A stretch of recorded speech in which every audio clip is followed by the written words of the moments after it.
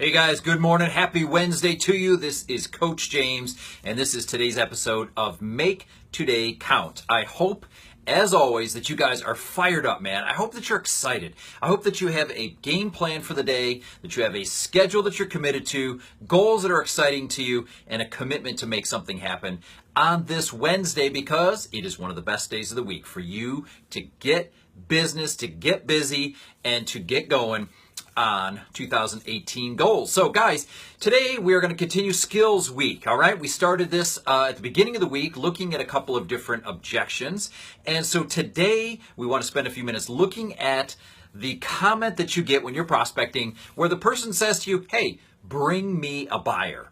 Okay, a lot of times this happens with for sale by owners where they will hit you right up front and they will say something to you like, look, we're not listing the property, we're not planning to hire an agent, but if you have a buyer, bring them over. And a lot of times they'll tag on to that. They'll say, hey, we'll pay you 2%, we'll pay you 2.5%, we'll pay you something, right? So a couple different ways, guys, that we can go about handling this. But let me just, first of all, put in a little plug for Real Training Live today, okay? Right here, Real Training Live, 1 o'clock today. We are going to spend the entire Real Training Live session on handling objections, okay? So I want you to be ready to tune back in, share this with your friends later today, and please comment below, all right? Let me know if you have questions or anything I can do to help you in terms of dealing with objections, but let's get back to today, all right? So bring me a buyer. So a couple things. First of all, I just want to make a point to you that you don't have to treat this as an objection. This does not need to be treated as an objection. This can be treated as a comment. Okay? So let me give you an example. You call, you introduce yourself as an agent, you let the FSBO know that you have some questions about their property, about their situation. You were hoping to take a few minutes and just kind of get a feel for what's going on. And they say to you, look, I just want you to know right up front, we are not listing the property, but if you have a buyer, feel free to bring them over. We'll pay you 2%. You can just acknowledge the comment. Okay, all you have to do is say, look, you know what, I really appreciate that. I'm going to make a note of that right here. But I am just curious. Once you guys do get the right buyer for your property, are you guys staying here locally? You looking to move out of the area? I mean, what are you guys hoping to do once you have the home sold? Okay, so point is, acknowledge the comment and move on. All right. I think a lot of agents get caught up in the trap when they get hit with this bring me a buyer that they have to automatically go in and treat it as an objection and go through this whole handler. You don't need to do that. In fact, sometimes the best way to deal with it is just treat it as a comment, acknowledge it, thank them for sharing that with you, and then move on to the next question in your script. Okay?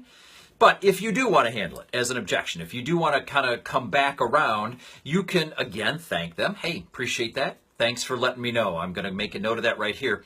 May I ask you a question? And they'll say, yeah, sure.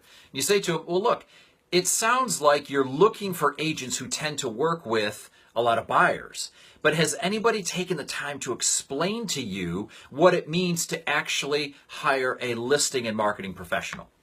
Has anybody ever explained to you the difference between buyer's agents and listing agents? And a lot of times they're going to say, well, no, I'm not really sure. And you can then use that as an opportunity to close. Say, look, what I'd love to do is set up a time to sit down with you and explain to you the benefits of working with an agent who specializes in marketing and listing properties. Okay? And I promise I won't take a lot of your time. I'm going to answer your questions. I'm going to give you the details. And you know what? If it makes sense, you can put me to work. If it doesn't make sense, don't put me to work. It's totally fine.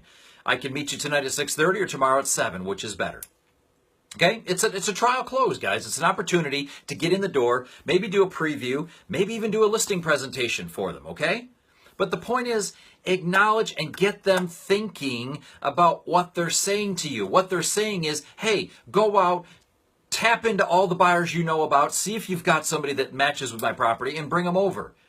And what you guys who, especially those of you who are focusing more on building the listing side of your business, you want to at least explain to them that, look, there's a big difference between being an agent who spends most of their time showing property and being an agent who spends most of their time helping people just like you to list and sell their property. Okay? So again, I'm just leaving this up to you guys. I'm giving you some options here because you can just deal with it as a comment, or you can try to get them thinking about what they just said to you and try to close for an appointment, okay? There's lots of ways to deal with this, guys. You can also just simply say, look, I'd be more than happy to bring you a buyer. Can you tell me a little bit more about the property so that I can be, up to speed on what you want me to share with these buyers? Another comment, okay, or another way to handle this is to remind them that basically they're offering to pay you to negotiate against them. Have they ever thought about that? Okay, so that's another way for some of you to bring this up and get into conversation with them. Is say, look, I'm just curious. I got to ask you. I mean, you're willing to pay me 2% or whatever to bring a buyer, but have you ever thought about the fact that you're actually going to be paying me to negotiate against you? Have you ever considered the benefit of having somebody who is actually representing you and negotiating on your behalf? Who's going to do that for you? Okay, again, guys, just a question to get them thinking about what they're doing here, all right?